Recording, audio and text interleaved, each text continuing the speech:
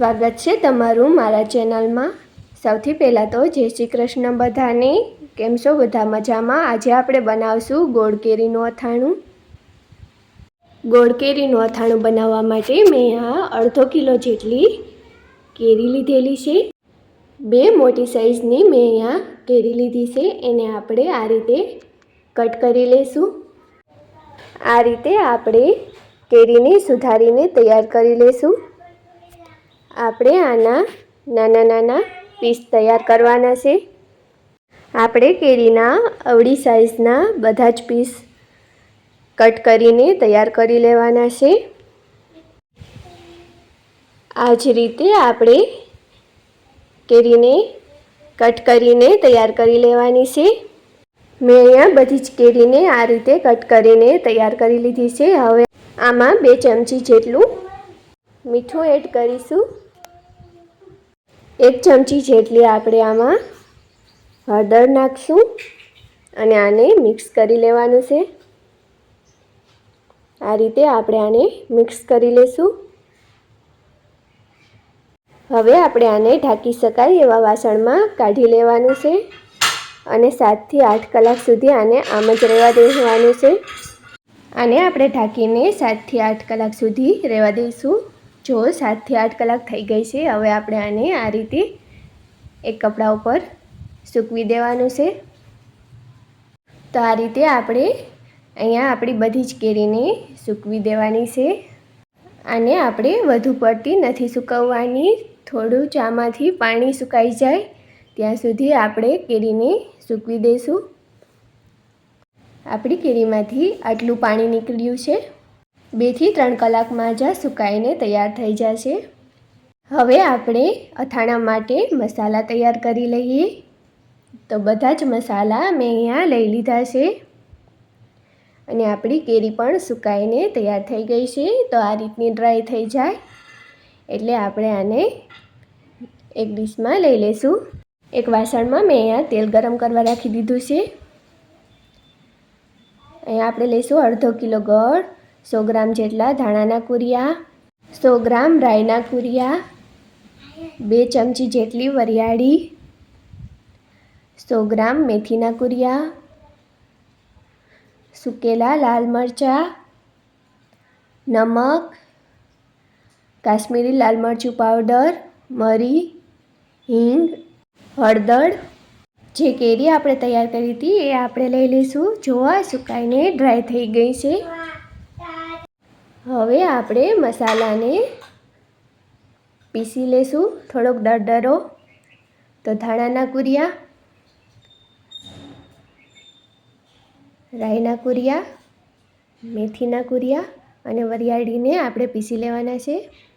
તેલ ગરમ થઈ ગયું છે એ ચેક કરવા માટે આપણે અહીંયા થોડીક હિંગ નાખશું। હિંગ તરત જ ઉપર આવે છે એટલે કે આપણું તેલ ગરમ થઈ ગયું છે અને મસાલાને પણ આપણે પીસી લીધો છે। હવે આપણે આમાં નાખશું લાલ મરચું, મરી અને હિંગ અને હવે આપણે ગરમ તેલને થોડું આના ઉપર નાખીશું। આ રીતે ગરમ તેલ નાખવાથી આપણો મસાલો સરસ રીતે ફૂલીને તૈયાર થઈ જશે।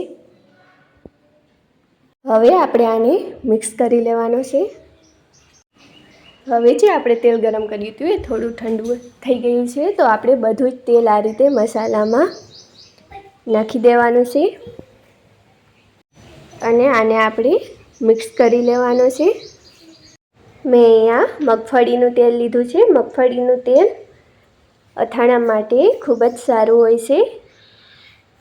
મગફળીના તેલથી આપણા અથાણા છે એ લાંબા સમય સુધી ટકી રહે છે અને જલ્દી ખરાબ પણ નથી થતા। હવે આપણે આમાં 2 ચમચી જેટલું મીઠું નાખીશું અને 2 ચમચી જેટલી હળદર આપણે આમાં નાખવાની છે અને આને આપણે સારી રીતે આ રીતે મિક્સ કરી લેવાનું છે।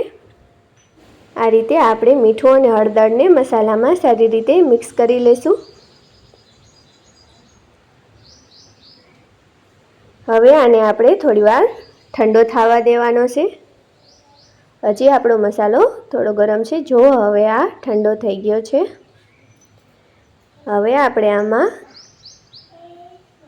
કાશ્મીરી લાલ મરચું પાવડર નાખશું અને આ રીતે હલાવીને મિક્સ કરી લેવાનું છે. કાશ્મીરી લાલ મરચું પાવડર નાખવાથી આપણા આથણાનો કલર એકદમ સરસ આવશે. તો હવે આપણો મસાલો છે એ બનીને તૈયાર થઈ ગયો છે.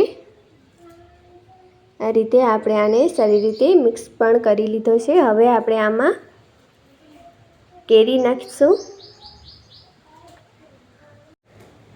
અને કેરીને પણ આપણે મસાલા સાથે સારી રીતે મિક્સ કરી લેવાની છે. આ રીતે થોડી વાર લાગશે પણ કેરી આપણે સરસ મિક્સ કરવાની છે, જેથી મસાલો છે કેરીમાં સારી રીતે ભળી જાય. જો આ રીતે મેં અહીંયા બધી જ કેરીને મસાલા સાથે મિક્સ કરી લીધી છે.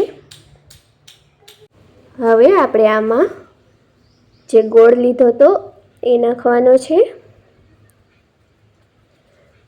ગોળને અહીંયા મેં ચાકુથી ઝીણો સંભાળી લીધો છે. આ રીતે કટ કરીને ગોળ ઉમેરવાથી ગોળ છે જલ્દી અથાણામાં ભળી જાય છે. એટલે આપણે બની શકે એટલો ગોળને ઝીણો કટ કરી લેવાનો છે. આ રીતે આપણે ગોળને અથાણા સાથે મિક્સ કરી લેશું. ગોળને આમ તો મિક્સ થવામાં થોડી વાર લાગશે, તો આ રીતે આપણે આને મિક્સ કર્યો છે. અથાણું પરફેક્ટ બનવામાં 2 થી 3 દિવસનો સમય લાગશે. તો આ રીતે ગોળને મિક્સ કરીને આપણે 2 થી 3 દિવસ સુધી આને રાખશું, ત્યારે આપણો અથાણું છે પરફેક્ટ બનીને તૈયાર થઈ જશે. જો તમને મારો વિડીયો પસંદ આવે તો વિડીયોને લાઈક શેર કરજો. હવે આપણે અથાણાને મિક્સ કરી લીધું છે, તો હવે આપણે આને નાના વાસણમાં કાઢી લઈશું આ રીતે, જેથી કે આપણે આને ઢાંકીને રાખી શકીએ. તો આ રીતે અથાણાને નાના વાસણમાં કાઢી ઢાંકી અને 2 થી 3 દિવસ સુધી આમ નામ આપણે રહેવા દઈશું અને વચ્ચે વચ્ચે આપણે આને હલાવતું રહેવાનું છે. તો જુઓ 3 દિવસમાં આપણું અથાણું છે પરફેક્ટ બનીને તૈયાર થઈ ગયું છે. જુઓ એનો કલર પણ કેટલો સરસ આવી ગયો છે. હવે તૈયાર છે આ ગોળ કેરીનું અથાણું. આને હું તમને સર્વ કરીને બતાવું છું. આવી નવી નવી રેસીપી જોવા માટે પ્લીઝ મારા ચેનલને સબસ્ક્રાઈબ કરી લેજો અને મને સપોર્ટ કરવા માટે ચેનલને સબસ્ક્રાઈબ કરી અને પાસેનું બેલ આઇકન જરૂરથી દબાવી લેજો.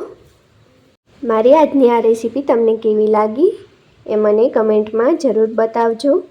આ રીતે આપણે કાચની બરણીમાં અથાણાને સ્ટોર કરીને રાખી દેવાનું છે, જેથી એ 1 વર્ષ સુધી પણ ખરાબ નહીં થાય.